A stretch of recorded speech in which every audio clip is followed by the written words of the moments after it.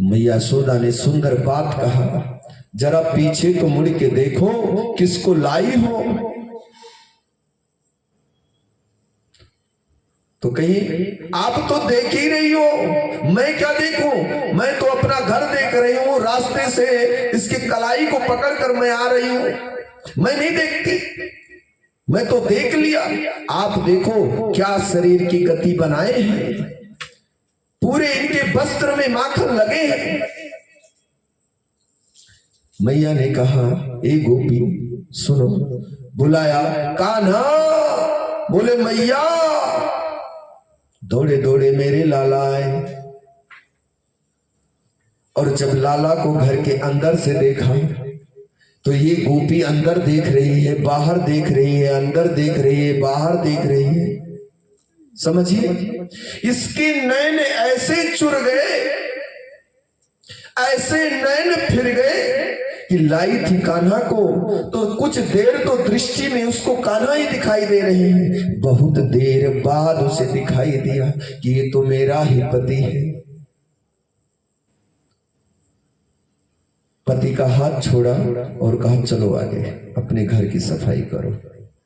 मैं जानती थी कि कान्हा बहुत चालाक है, तब ना हम लोग के नींद और चैन को चुरा लिया।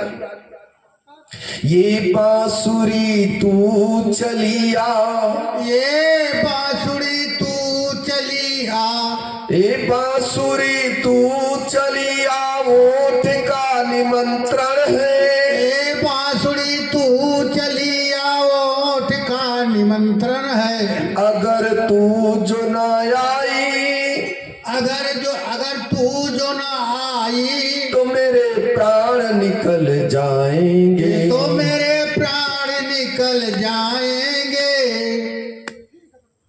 ये गोपिंगनाएं और मेरी राधा रानी सब लोग ये कहते हैं कि ये बांसुरी तू चलिया, ओठ का निमंत्रण है। अगर तू ना आई तो मेरे प्राण निकल जाए।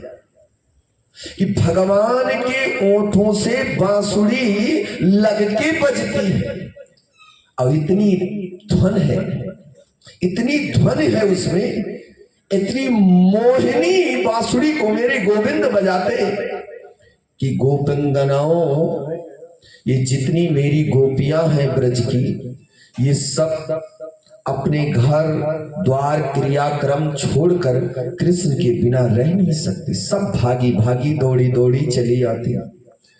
तो ऐसे उधम अवस्था को देखकर, इतनी नटखट अवस्था को देखकर सारी गोपिंगनाएं अपने अपने यहां से आकर कम से कम हजारों में हो गई शिकायत करने के लिए। एक गलती नहीं तेरे कान्हा करते,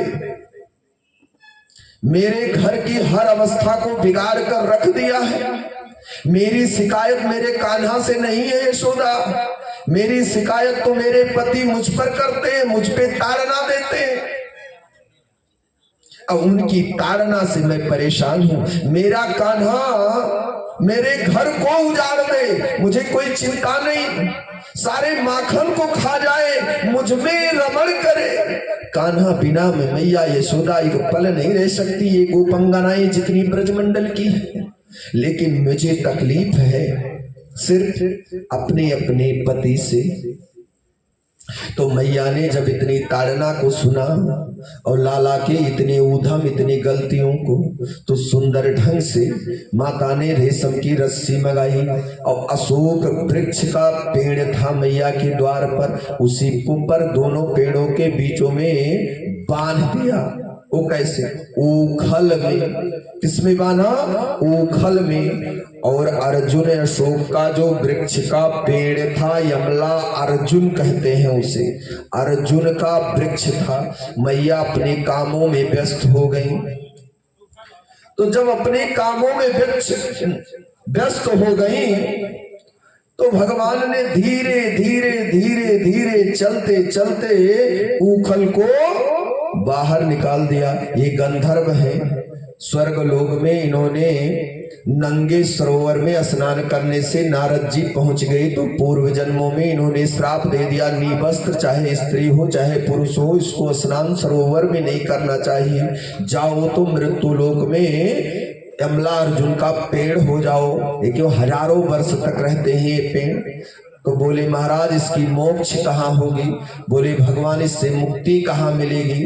बोले भगवान द्वापर युग में नंद के भवन में यशोदा के लाला बनकर साक्षात नारायण कृष्ण के रूप में आएंगे, वही तुम्हारा उद्धार करेंगे। भगवान को तो उद्धार करना है, केवल भागवत में भगवान और इस पृथ्वी पर आए केवल उद्धार के लिए। परीक्षित कहते हैं, हे गुरुवर शीघ्र बढ़ाओ, भगवान की लीलाओं को जल्दी जल्दी सुनाओ, भगवान कैसे मुक्ति देते हैं, कैसे मोक्ष मिलता है।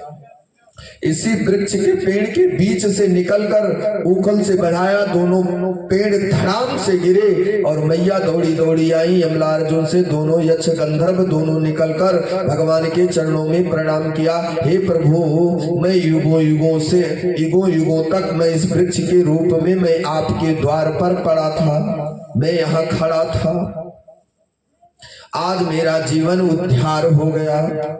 बोली बाल कृष्ण लाल की जय। एक बात कहूं, ओखल बनकर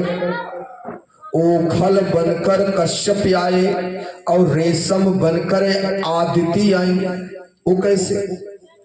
जब ओखल में मैया यशोदा भगवान श्री कृष्ण को बांध रही थी, तो माता आदिति और कश्यप, आदिति के गर्भ से वामन भगवान का अवतार हुआ था और कश्यप उनके पिता हैं। तो कश्यप प्रतिदिन हवन 4 बजे करते हैं, डेली हवन करते रहते हैं, तप ही करते हैं, हवन ही करते हैं, इनका यही काम है। तो कश्यप ने कहा, आज मेरे पुत्र को मैया यशोदा आज बांध रही है।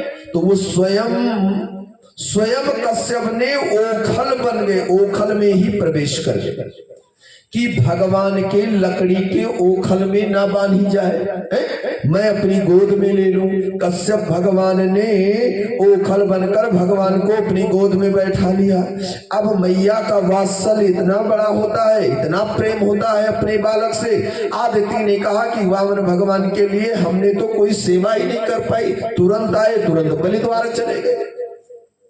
1 मिनट आदिति ने कोई सेवा नहीं किया भगवान का। बोला आज मुझे अवसर मिल गया, 12 वर्षों के तप आज मेरे मिल गए। वो रेशम की रस्सी बनकर आ गई। जब रेशम की रस्सी बनकर आ गई तो यशोदा जितना बांधे 4 अंगुल कम हो जाएगा। खूब ढंग से लपेटे, चाहे जितना लपेटे कि हम 2 हाथ बढ़ाए तो 2 अंगुल कम हो जाए, 4 हाथ बढ़ावे तो 4 अंगुल कम हो जावे। मैया ने, भगवान ने कहा, हे माता आज बांध लेने दो, आज मेरी मैया को बांध लेने दो। अगर आप बांधने नहीं दोगी माता तो ऐसे दिन रात कितने दिन बीत जाएंगे और ये पता चल जाएगा कि मेरा योगेश्वर चरित्र है, मैं भगवान हूं, नारायण हूं, तो मेरी लीलाएं समाप्त हो जाएगी। मैया ने कहा, हे पुत्र, मैं आपको रस्सी में बांधने नहीं दूंगी। माता के बार बार इस बात को सुनते हुए भगवान ने कहा, हे माता आज मैं तुम्हारी गोद में हूं, आज मुझे खेलने के लिए अपनी गोद से उतार दो, मैं 5 मिनट खेलकर दोबारा तुम्हारी गोद में बैठ जाता हूं। तो मैया आदिति ने कहा, हे पुत्र, बोले मैया एक पल में उनको करोड़ों वर्ष का सीन दिखा दिया। जैसे मैया के मुख में ब्रह्मांड को दिखाया भगवान ने अपने मुख में मैया यशोदा को, इसी तरह करोड़ों वर्ष बीत गए आदिति के उसी 1 मिनट ओखल में बंधने पर, करोड़ों वर्ष दिखा दिया। कहा मैया मैं थक गया हूं, गोद से मुझे उतार दो। मैया ने जैसे गोद से उतारा तैसे बंधन में भगवान बंधकर और गंधर्वों का उद्धार कर दिए। यही बंधन हमारे आपके जीवन में लगा है, यही हमारी स्त्री पुत्र बेटी बेटा आदि बंधन है। हमारा बंधन कौन है? बेटी और बेटा। बोले बाल कृष्ण लाल की जय। सुंदर से भगवान की उम्र बढ़ते हुए 5 वर्ष को भगवान